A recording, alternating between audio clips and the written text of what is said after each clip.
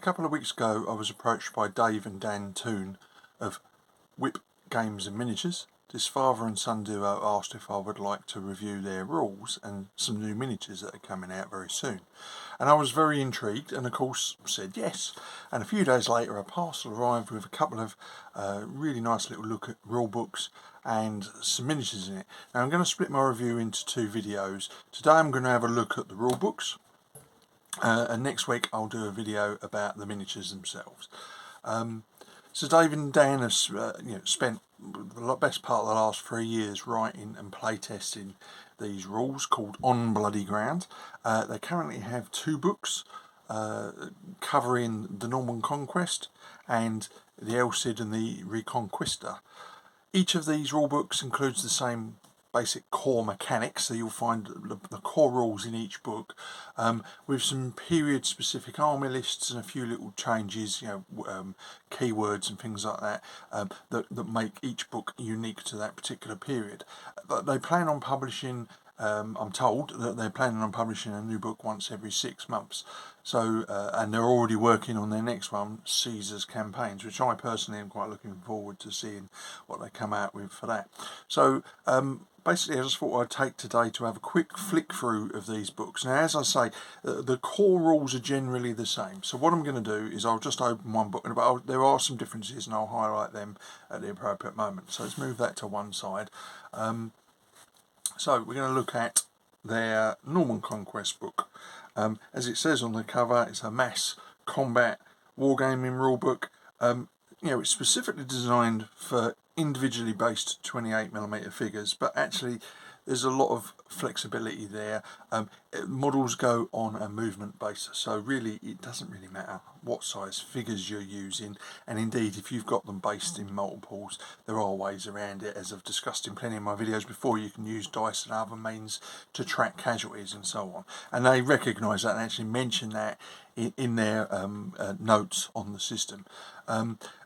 So what do you get inside the books? Well, you've got a nice colourful cover for a start, with some lovely artwork on and some photographs. So it's a nice little book. It's not very thick, which is I like, because I don't want an overblown book. How many pages? 64 pages. So that's it's pretty good, and that contains, as I say, it contains all of the rule book, all of the rules, as well as the army lists. So once you get past the credits and so on, you've got a couple of pages of contents, nice, clearly laid out. I like the font that is used in here. It's nice and clear, no mucking around, very easy to read. And I will come back to it. There is a really good index at the end as well. So it starts off with some basic notes on gameplay, some basic principles by which they've based this on. So again, really nicely laid out, easy to read, and then a section on getting started, talking about basing your miniatures, on the use of movement trays, on how to measure, what dice to use, how big your gaming table needs to be, and so on. A few notes on terrains, turn markers, other tokens. They do actually make sell a set of MDF tokens on their website, so it's well worth having a look there. Although I expect you can probably find pretty generic tokens for all sorts of things. So then you move on, and there's a list of the core game terms, so that they've got the terminology, the wording is explained straight off. What does this word mean when you see it in the rules? Nice and clear right up front, and then it moves on to looking at the core game mechanics. So talks about facing, zones of attack, line of sight, and so on. All those basics that you need to understand when you're doing a mass combat system. And throughout the book there are some really clear diagrams. Then the book isn't littered with colour and photographs. They're in a section in the middle, but the rest of the book is practical and very easy to read, which is what you need when you need a reference book in front of you. When you're playing a game and you want to find the rules, it doesn't really matter how colourful they are, as long as the diagrams and the text is clear and easy to read. And this is, very easy to read and very self-explanatory with the diagrams that they've used within the rules here. So you've got bits on zones of attack, line of sight, obscured sight, blocked sight, and so on. Then it talks about the game turn. So basically the game is starts off with an initiative turn. Both players roll d6 and the winner chooses who has the initiative. At the start of each new game turn, after the first, any player may declare that they will attempt to change the initiative. So you can imagine it's going to be swapping backwards and forwards, but not always based on the dice. And then you start the turn of the game, and then it goes through charges, movement, shooting, and combat. Nice and clear. Again, laid out here simply, but there's also a really good and simple quick reference sheet available on their website, which is free to download. Then it goes on to discuss charges, how to declare a target, how to reaction rolls, whether units stand or evade, and again, nice diagram to make it absolutely crystal clear what can't be allowed. They talk about counter charges, and then pivoting and what constitutes a successful charge move or a failed charge move. Laying it out in quite clear language. They go on to talk about disrupted charges, coordinated charges where more than one unit is involved, multiple charges. And again, lovely diagrams making it crystal clear what they're talking about. A diagram, as the L Frame's saying goes, a picture speaks 1,000 words.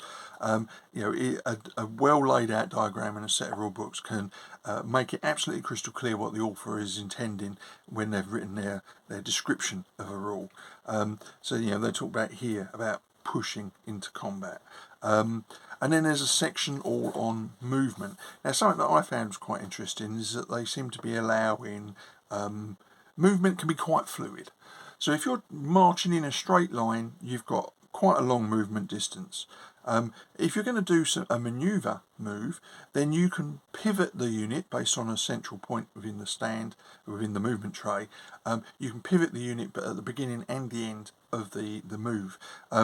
So there's a lot of fluidity. Now, I don't know a lot about the wide range of periods that are going to be covered and whether that sort of fluidity is actually historically accurate or not. But it does mean that the core rule that they're using can be used across all of the rule books that they're intending to bring out.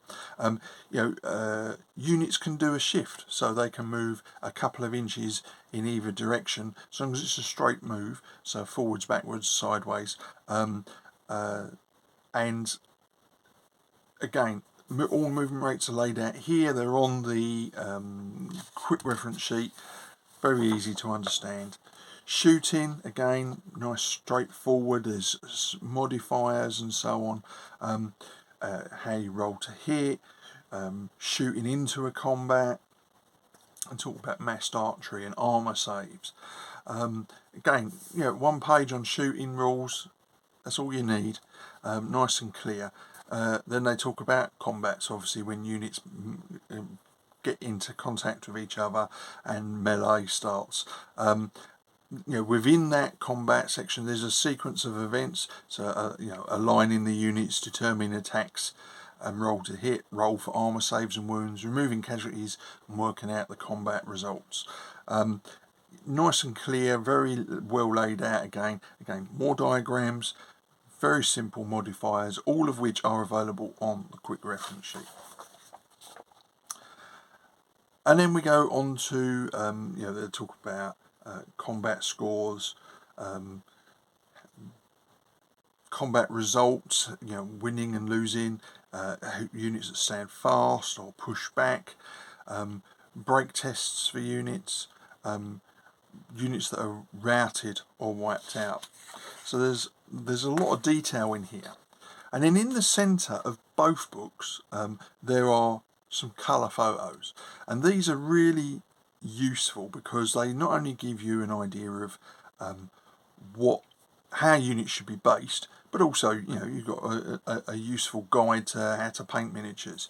But it will show you, there's in the picture here you can see skirmishers and formed units of different types. You've got commanders, so it gives you a really good idea of how units should look, basically how you should be performing them up. And as I say, all formed units are all on movement trays. Movement trays, by the way, help you to understand how many figures a unit started with. So, you know, as you remove figures, obviously if you can't remove figures, then you can use dice or tokens to note down casualties. But these central pages with the photographs, they're lovely, really nicely detailed, lovely photographs, you know, really whet the appetite for the period that they're doing. So you can see there lovely pictures of ranked troops with colour, you know, nice colour schemes. You know, give you a lot of inspiration here for the painter, I think. And of course, you can use your own models from other systems, and they're also bringing out their own miniatures, so you can choose to buy some of their figures as well.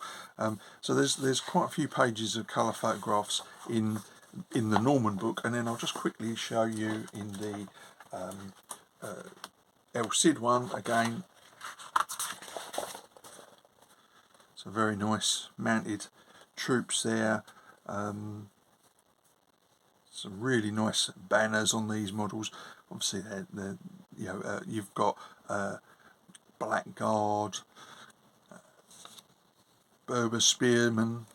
Very nice. The photographs are very evocative for the period that these particular rules are for you. So this is the El Cid and the Reconquista set.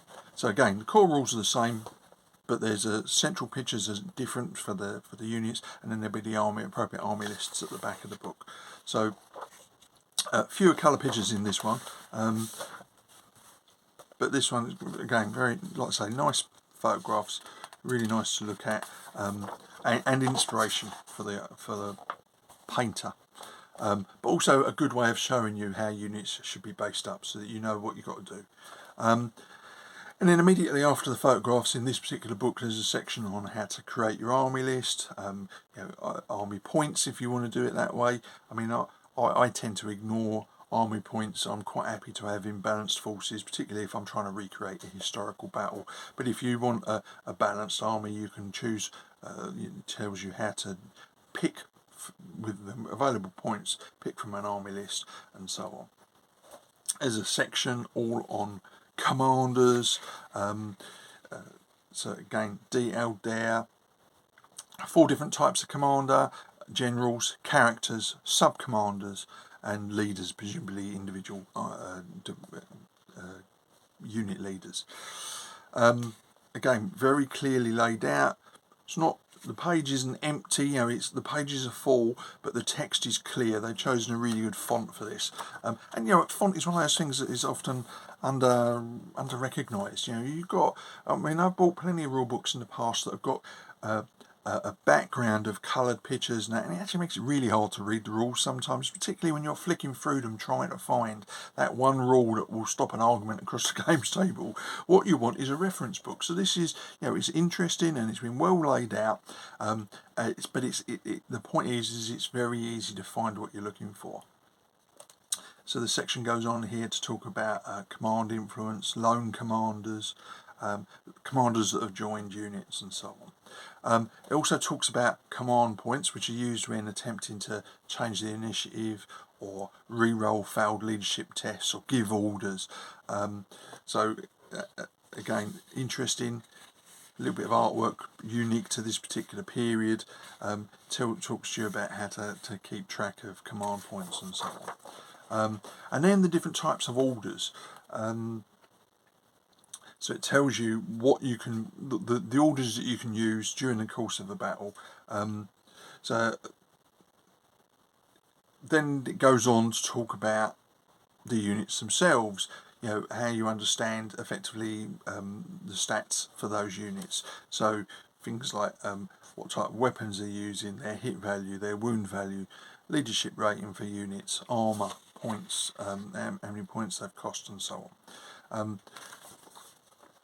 Goes on to talk about arms and armour, so what type of weapons are you? So we've got bows, crossbows, javelins, light crossbows, slings, cavalry spears, double-handed axes, other types of hand weapons, thrusting spears, or mixed weapons for units that don't have one particular type of weapon, I suppose. Throwing weapons.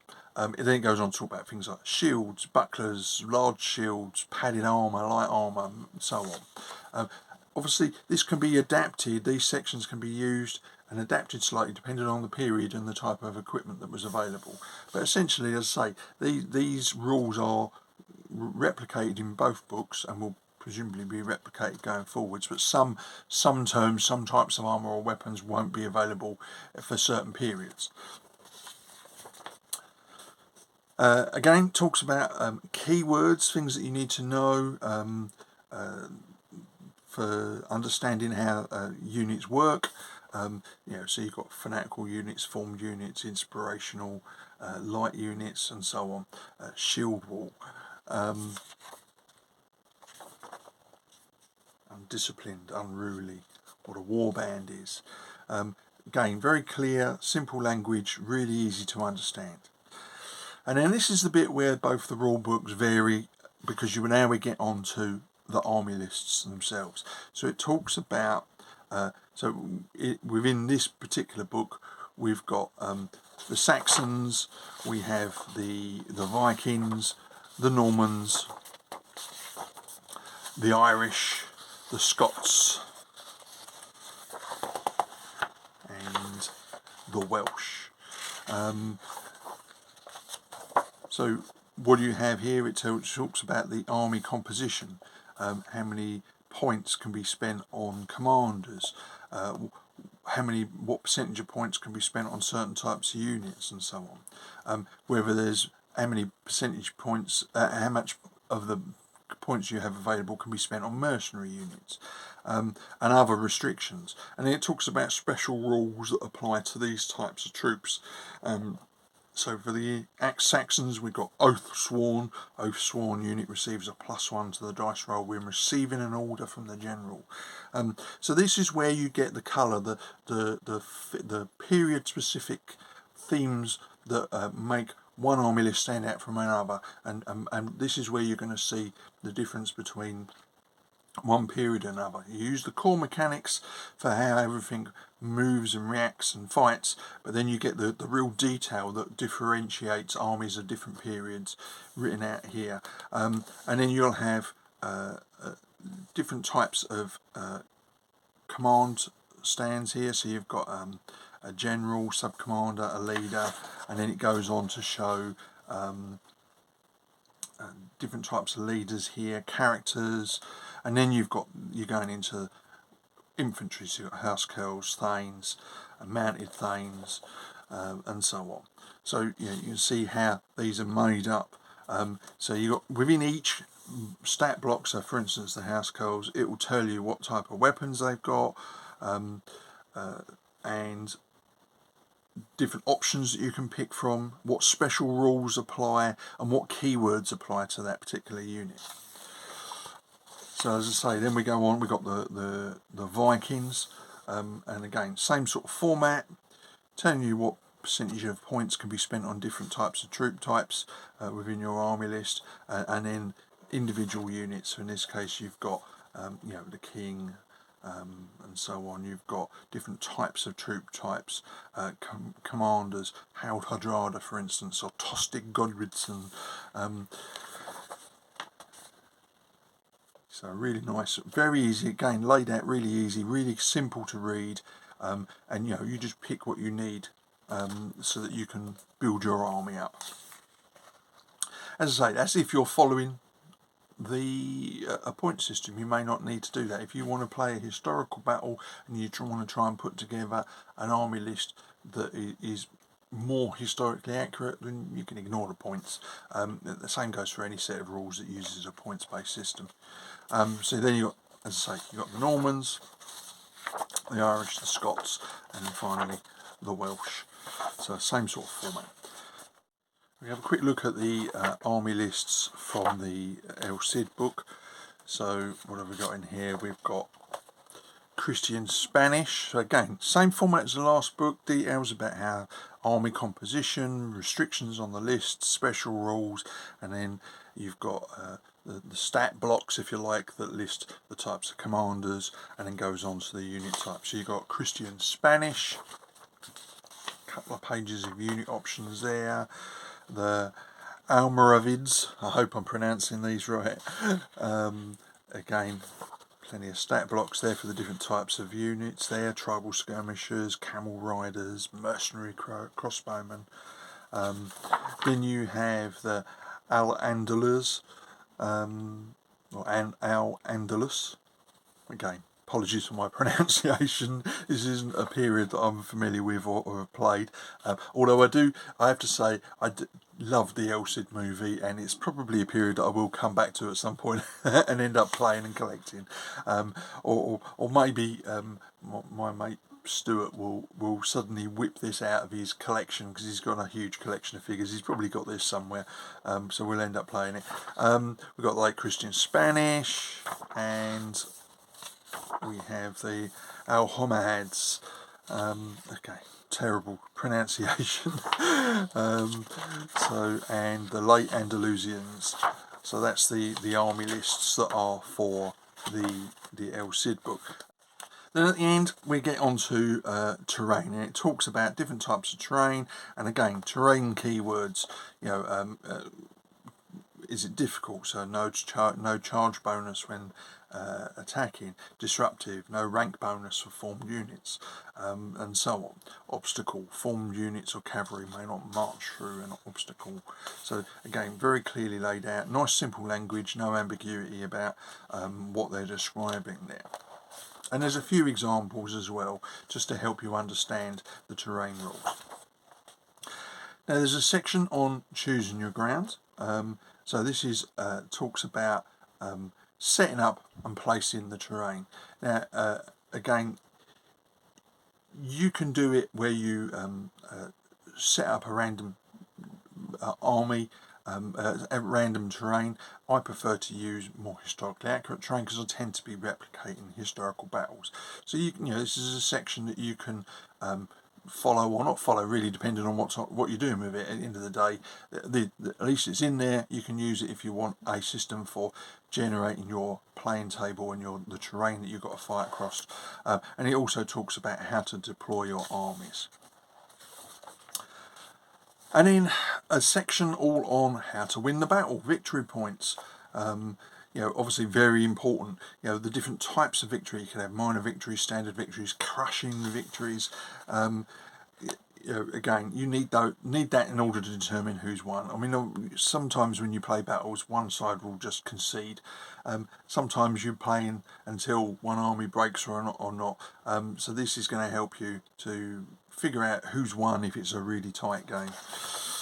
Then there's a section for special objective cards. So again, injects a little bit of flavouring, gives particular objectives that are beyond just crushing your enemies. So you've got things like reinforcements. You'll be given the task of bolstering the numbers of the main army by getting as much of your fighting men through enemy lines as possible when in fighting conditions. So you have special objectives that give an extra flavour to the game that you're going to play. Now, for me, one of the best bits, I think, from both the rule books is just the fact that they've got a really comprehensive index. So this has got 4 pages listing all sorts of all the sections. So it's actually really quick and easy to find what you want in the rule books. Now, I have had rules that I really love that have really bad indexes, and I've ended up going to the massive effort of writing my own index so that I can find what I want quickly. This book does a really good job with the index. I actually highly rate that. It's something that is sometimes sadly lacking. Or I've also got rule books where the index is tiny print and you can barely read it, and it's, you know, it's nice and comprehensive, but you can barely read it. Whereas this is, again, same font as the rest of the book, easy to read, very clear and very comprehensive. So, you know, highly rate that. So that's it. That's how the book ends. Both of the books are the same with the index at the back. So well worth having a look at their website. Very well supported. There's lots of information on there. There's downloads that can talk about you know, notes on how to play the game, playing the game with different size bases. There's a really good quick rules guide that you can download. There's also some you know, inevitably when you publish a set of rules you end up with a errata, but that's constantly being updated, and no doubt later editions of the books will be corrected. There's also a really good FAQ page that's downloaded with specific questions, but also check out their YouTube page, because they have some really good videos on there talking through things like how to move, how to join into combat and so on, how to shoot. Short videos, very well explained, that really supplement, you know, help you to understand the rules if there's any confusion, which frankly, the way these are written, I don't think there should be any confusion, but they've got some nice videos showing them. They're short, you know, sort of under about 5 minutes or so. They've also got a longer playthrough showing a whole game from setting up terrain right through to the end, and that's quite interesting if you just want to watch a game and see how it plays out between two players. So definitely check out their YouTube page and their website, which has obviously got the rules both on sale. These both are sale for £15 each. They also have some bundle deals where you can get tokens for the particular rule sets as well included, so worth looking on there. As I say, that they are also going to come out with some, or in the process of coming out with some miniatures. I've been sent a handful of miniatures to review, and I'll do that as a separate video because this is already running on quite long, and they're nice enough that they're worthy of a video in their own right. The rules for On Bloody Ground, I'm quite impressed with these. I like the idea of having a core mechanic set of rules that is useful across a range of different periods, and then with the use of keywords and specialised army lists, you can use those core rules for different periods, and you know, like I say, nice artwork with some really nice pictures in the centre to give you some inspiration and to show you how units should be put together, and of course, you know, you can use your existing armies. Just need movement trays to work for this particular set of rules. It doesn't matter whether the models are individually based or based in small groups. You know, you use a movement tray and it doesn't matter. If you've got like me, I've got 6mm units that are all based on one base. I can just use tokens or something like that to keep track of casualties. So it's a very flexible system, as are many rules these days. But you know, as a good solid mass combat system, it looks really good. I've had a quick read through. Obviously I haven't had a chance to play anything with these, but as a quick read through and having a look at the material that they've got on their website and on their Facebook, on their YouTube page, very well supported. And you know, they're going to be coming out with new rules. As I say, they're going to do Caesar's campaigns sometime in the next 6 months, and presumably they've got, I don't know what's coming after that, but it's going to be useful and interesting, and it's going to be good to see this company increasing the coverage of this. So it's definitely worth checking them out. And there you have it, my very brief flick through review. I say very brief, we're already on nearly 30 minutes. That's a lot longer than my normal videos, but my brief, as brief as I could make it, flick through review of On Bloody Ground. Well worth having a look at, and £15 a book, that's pretty cheap for a rule book these days. I think that's a very good price. And you know, if you're into more than one period, you're going to find it very easy to switch between books because the core mechanics are largely the same. It's worth saying as well, for the Norman Conquest book, it does actually say on here what top period it's saying. So it's Dark Age Britain during the late 8th century AD through to the Battle of Hastings and the subjugation of Saxon England during the 11th century. So that's you know, a good long period.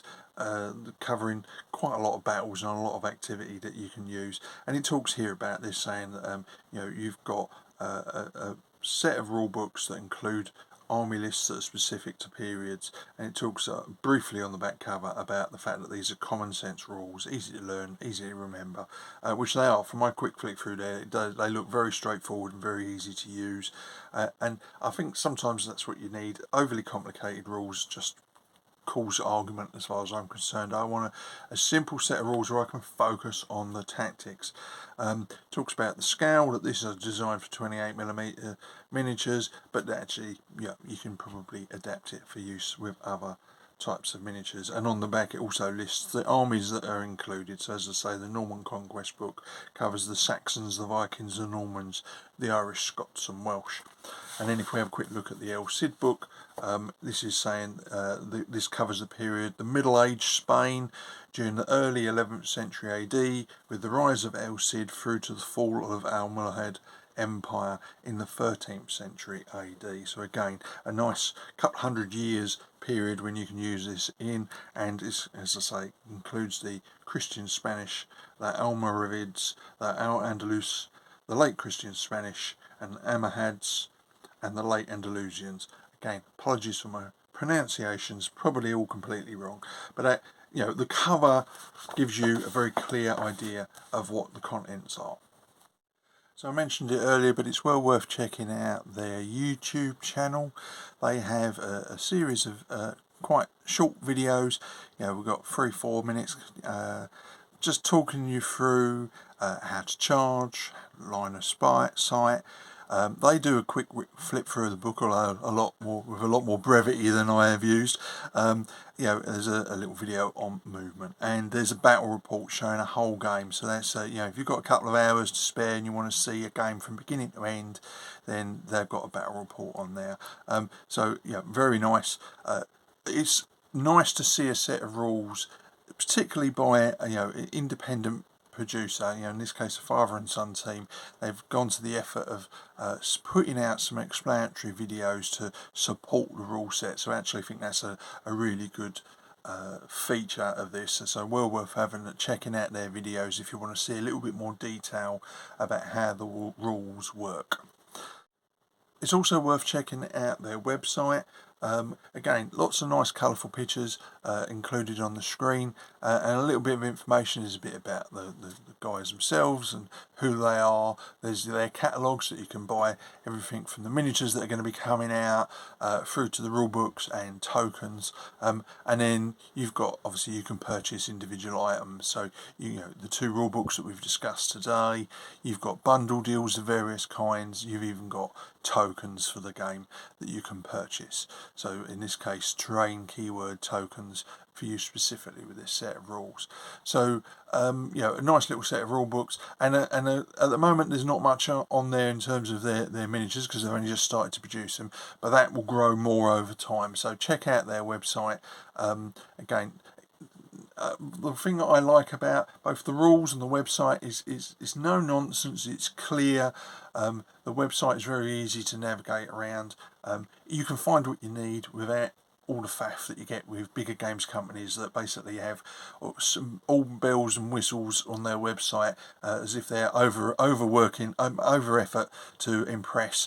This website is nice and simple and easy to use, and you can find exactly what you want and purchase what you need. So very good.